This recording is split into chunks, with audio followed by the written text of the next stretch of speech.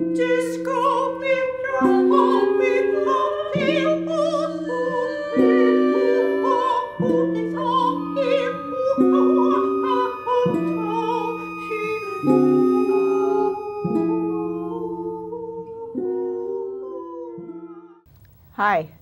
my name is Lenore Von Stein, and this is another episode of The Facts. And this is tonight we're having a discussion. You know, The Facts combines episodes of music and episodes of discussion, another kind of music. And with me tonight is Bill Crane, professor of psychology and education at the City University of New York, and Alan Fagenberg, professor of architecture and education, again, City University of New York. And what we're going to talk, and these guys they've achieved. And we're going to talk tonight about the achievement gap, this so-called achievement gap. And when I was a kid, I was a underachiever, and it was a badge of, it was a protective coat and a badge of courage. And as an adult, I've become an overachiever.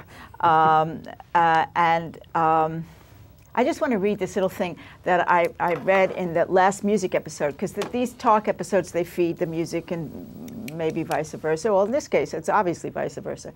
So this is by this guy Montaigne. And Montaigne was writing in the 1500s essays. And the time he was living in, lots of wars, there's the plague, there's autocratic this and that. And this is what he wrote, a little piece of what he wrote on liberty. All my small wisdom in these civil and tumultuous wars wherein we now live doth wholly employ itself, that they may not interrupt my liberty to go and come wherever I list. Laws are now maintained on credit, not because they are essentially just, but because they are laws. It is the mystical foundation of their authority. They have none other. There is nothing so grossly and largely offending, nor so ordinarily wronging as the laws. Whosoever obeyeth them because they are just, obeys them not justly the way as he ought. It's a hard one to follow up. Well, I'll start. Okay. We're talking about the achievement gap, and this is being put forward in a lot of our media and everything, and I think it's a misrepresentation of what actually is happening. And I would pose that there are alternatives to what is so-called the achievement gap. I would call it an opportunity gap, a resource gap, an expectation gap, a perception gap, a income gap, a housing gap, a health gap, a nutrition gap, an ethnic gap, and primarily a class gap. A gap between the haves and the have-nots that are constantly growing, and of course are reflected in what we're being told is the achievement gap of our young people. Very good. Puts it in a broad context. Yeah. When we talk about the achievement gap in education, what people primarily mean is differences in standardized test scores. That, low-income students and students of color have lower test scores than white students and upper middle class students. And the achievement gap, I think, like Alan says, has broad roots. A lot of it is economic. Probably a huge amount of it is economic, since we know standardized tests correlate with income substantially. But when you focus so much on test scores, there's a real danger, and I think it's being played out, is that you cheapen education for everybody.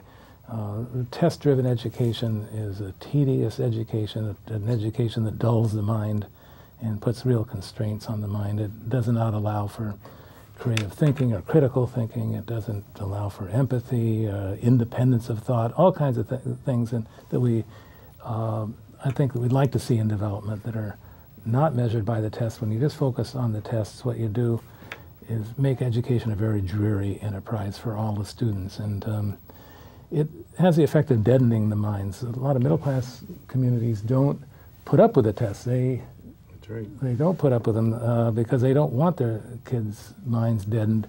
So the effect is you really are deadening more the poorer kids and the kids of color.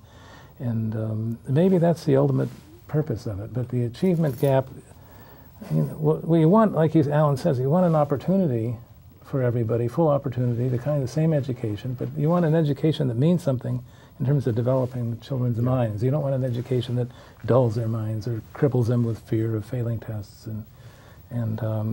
So it has to be rephrased. I'm surprised that intelligent people like editors of the New York Times and others can't see what's happening here. Maybe they can't see it. Maybe that's where the achievement gap is between our understanding of the New York Times. But I think, yeah, I agree with what you're saying, Bill. And I think to add to it is also, when we're talking about achievement gap, and it's done through testing, standardized testing, that's set up by who? Who sets up the standardized testing, and what is it to test?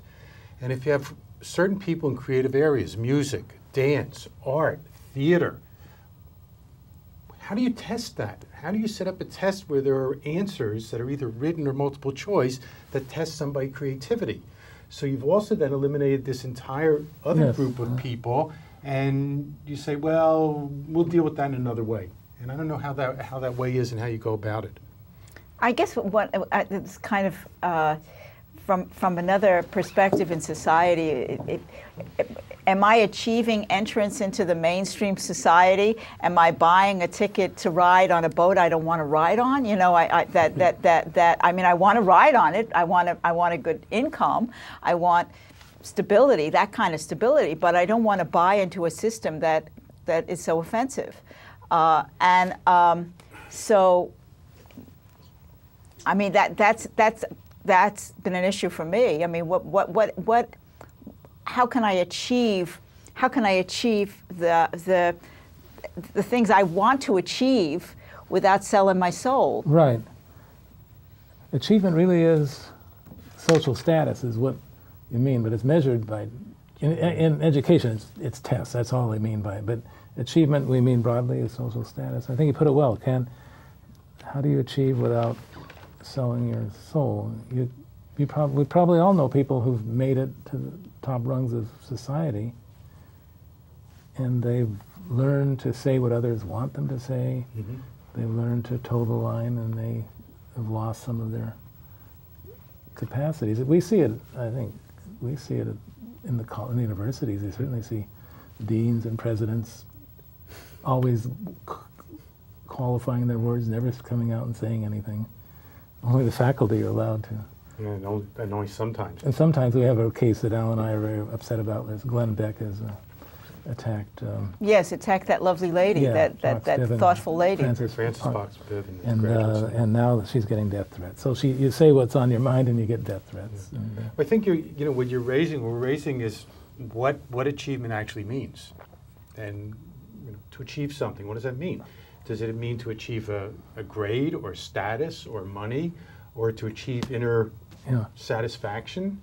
And I think a lot of times this achievement is voiced on us from kind of outside definitions of what that means.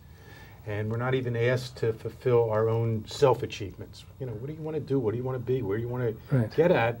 Well, you've achieved an A average, and you've achieved the Honor Society, and you have achieved by somebody else recognizing that or designating that. It doesn't come from within, like you're saying. Right. In the old developmental psychologists at the middle of the century, some of them distinguished between achievement and development. And achievement is what you do socially. It's assessed mostly by tests, and the development has to do with the kinds of qualities that we'd like people, the kids to develop. We'd like them to become insightful, sensitive to other people. We'd like them to think for themselves. We'd like them to develop their creativity, find themselves. Some people think the purpose of education really should be to find oneself, one's calling, to find out what one wants to do. Yeah, sort through all the opportunities, not achieve, but sort things out. Experiment with this and that until one really knows what one's meant to do. So there's many more, much broader components to education than are measured by this test. And as you say, I'd be interested, how do you know if somebody is a good musician? You don't give them a test. I mean, Well, you do actually. You take, I mean, you take a comprehensive test, and then you take I mean, when I did a master's, you took a comprehensive test at the end, and it 4 parts, and do it, you know, in a timed way. Can you spit back? Can you listen to a piece of music and tell what, you know, when that was written and who wrote it, and it's other stuff. But I was thinking when you were talking that maybe the New York Times is right on the money when it uses the term achievement gap, because they understand the limitations in which we're speaking, you know, in which they're speaking, and those limitations seem to be fine with them. You know, this is you're achieving entrance into onto the rock, and and that's what isn't that what it's all about? Oh, and as far as you can go, or as far as you. It's like, I don't know, it's like some old-fashioned villagers, you know, trying to figure out how to please the gods. But it's very clear how to please the gods in terms of remuneration from the gods. Right. Some people, go ahead. You know, some people would say, well, it's fine for us to talk about all these qualities since we are part of the achievers. But what about the kids who are coming from very poor areas and are not part of the society? Are we just going to ignore them? But I think they should develop fully also. It's not, and it's hurting all, this test-driven education is hurting everybody. It's not. I remember I have this memory. There was a year when I was in high school and I was a counselor at camp, and at the break, my parents came up. A stack of books like this. Why? They just talked to the principal, and they were concerned because I was very smart, but I was an underachiever. I wasn't working up to my potential. So what did I have to do? I had to read and study more, which of course I didn't do. I was doing sports. And partly what it brings is I sit on this committee at City, which is for a special program for high school students coming in. It's called the Honors Program. And it has contradictions, but a couple years ago when I was sitting, and one of the things that we were supposed to do is set admissions based on SAT scores and grade point average in high school and then other criteria. Special events, resumes, writing, recommendations, etc. And a couple of us kept raising that this is not a good criteria, especially in these other areas like art and music and everything. We have to look at students in a different way. And I must say proudly that my colleagues are very open to that kind of discussion. Anyway, at one point we're going around and I said to my colleagues, most of fact, I said, you know, this is really interesting. Here, I'm sitting here as a professor, judging other kids coming out of high school and resisting looking at SAT scores and GPAs because I was a really poor student. And if it was based on SAT scores and GPAs, I would never get into college. And as we went around the room, almost every one of the faculty members who had achieved some level of prominence in their field basically had the same story. They weren't the achievers in high school. They were some ones that were kind of on the fringe of everything. Yeah. And it was really fascinating to experience that, to hear that. What does the fringe buy you? I saw the... creative perceptions. Well, there's something to it. The IQ test used to be used instead of the SAT when I was a kid. And I remember reading that I think Madonna tested at something like 140, which is very high. And J.D. Salinger, The Catcher in the Rye, and all others tested at 101, which is very, makes no sense, very low for a deep thinker. So I mean, his mind might have been on other things, For sure. or resisting the whole process of being tested or something. Giving wisecrack answers. Who knows what was going on? But it just, so many capacities are not tested. And they broke up the IQ test. I think it's pretty much... It was a little biased. One of the other things that strikes me about this notion of the achievement gap is I see it used as a weapon against people. You become I work for nonprofits, and they're always talking about the children becoming useful members of the society, you know, as if they're not already useful members of the society. Right. And so it's a spear, you know, that's being used to poke them, and which can't work really for most people. It only makes you more. My neighbor said, this is a little side, but it might be useful.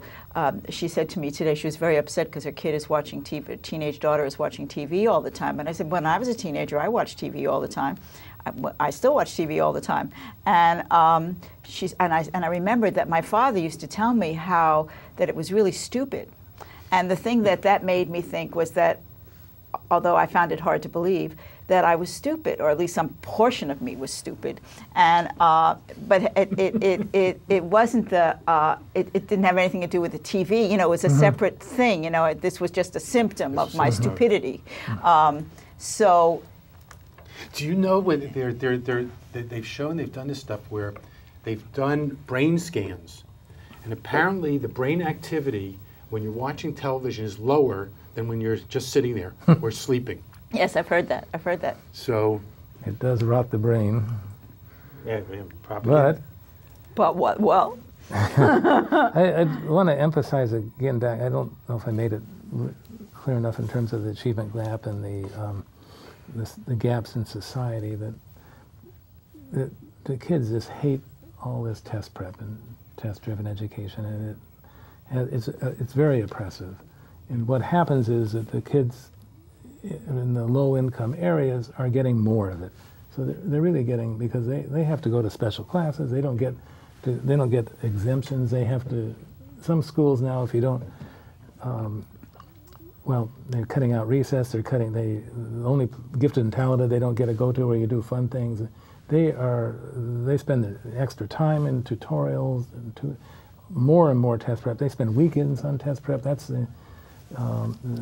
what's happening, and so really their minds are getting crushed. And if I were an evil dictator, I would implement a system like this, where education is governed by tests, where people fill out the bubbles and say what the test maker authorities say are the right answers. You give the right answers, and I would have the have-nots in the society get more of it, so they don't get wise and rebel. And I would not give them critical thinking. I would make sure that their minds are they're always scrambling to catch up to where all the good people are. Yeah, where the high achievers are. And, you know, I think you make another really good point, both of you, when you say, you know, are there inner qualities that we want to nurture? Mm-hmm. And you say, you know, if you can achieve and sell your soul. Once I get back to the arts or the architecture, music, I think there you maybe see more. And you say an artist has a certain soulfulness, or there's a certain sense of beauty, or there's certain qualities that are, nobody measures these qualities. They're in the performance. What you talked about, Lenore, in terms of the tests you took what were these, for your master's degree, or where? Yeah, you had to take a comprehensive. I remember there would be people. There was somebody coming back from Texas who failed one part, and she had to pass it. You had to come back to take it, and on top of your thesis, right? Mm. And there was once a big band arranging. I won't give out famous people. A class for 2 years outside of school, and we were being taught to, and I went into it not because I was so interested in big band, but because I wanted to learn about how they were dealing with the brass, we would do something every end of every semester, and the people who were succeeding in the class were sounding more and more like the teacher. They were getting his sound, right? And the teacher was getting angry. You could always hear my work. It was completely different, you know. The teacher got more and more frustrated with me. And at one point he told me, you have the wrong ears. And and then it got really nasty with some really nasty scenes, and I finally left. But the whole idea was to teach this particular sound, which happens a lot in music, to teach this particular way of dealing with expression. It happens a lot in the arts. Mm-hmm. And if you didn't get that way, then the highway for you. You didn't achieve. And the fact that I was taking things that he was saying and applying them to what I wanted to talk about. You know, he gave you parameters. I was working within those parameters. I just wasn't working, you know, I just wasn't copying him. Yeah. I was interpreting those parameters. I recently read an article, an old essay by Kenneth Clark, the art critic, and this has to do with painting, and he listed a number of painters who went into painted according to the dictates of convention and were highly successful until old age, very old age, and then their art seemed to break down. But it came to life, and they started painting kind of wild things. Turner was one. Turner, who maybe invented, some people think invented abstract art. And at his time, they thought he was going against all the conventions because he was losing the representation, and the colors faded, and you couldn't tell where the sea ended and the sky began, and all these beautiful things. Now they're considered beautiful, great innovations. But there were many like him who they thought he'd lost his mind at the end. But before that, he was a very straightforward, conventional. The other day, one time we were filming in here, and there was some music out there that you dug, you know, and I didn't, and because what I heard, you know, and it was better than I said, it was meaner than I should have been, and that I actually felt. But what I heard, you know, each one of us are individual, right? I mean, and so your art should really, if you're really telling the truth, your art should be really individual. And what I try to do is, you know, is because I think that's the way to happiness for me, is to expose myself, you know, more and more, you know, not literally, but shucks. But when I heard these people, it wasn't like they were saying, "Look at me." They were saying, "Look at how well I fit in. Look at how I can get along. I can go along and get along, and I can be part of this bunch. You can't even see me, man. You can't even see me. I'm not being so obnoxious as to show you what life is like for me."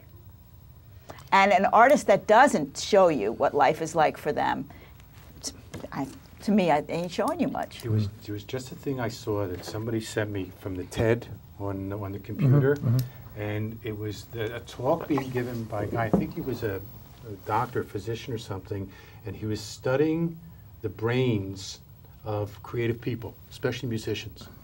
And they had musicians, and what they did is they put them in the brain scan and could read the brain activity.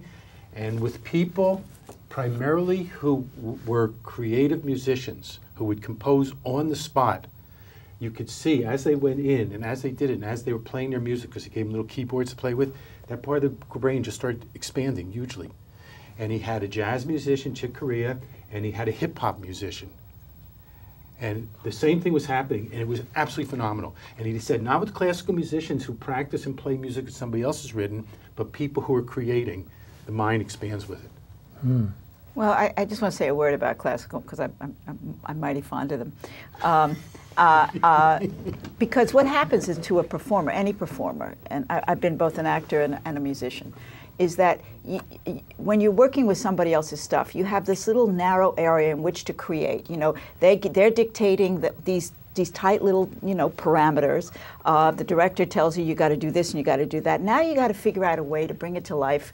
You're no longer having anything, just fulfill their desires your way. Make this, you know. And so and I used to think that was cool.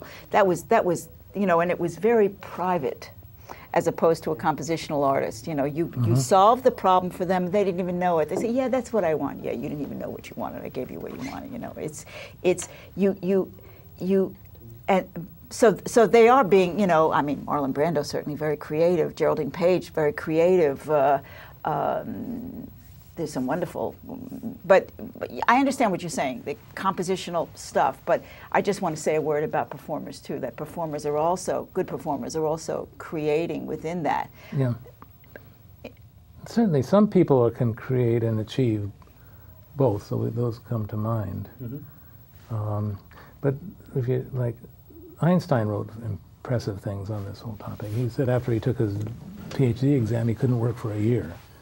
The exams just took it out of him. They just debilitated him. And then he was working as a clerk when he created the theory of relativity.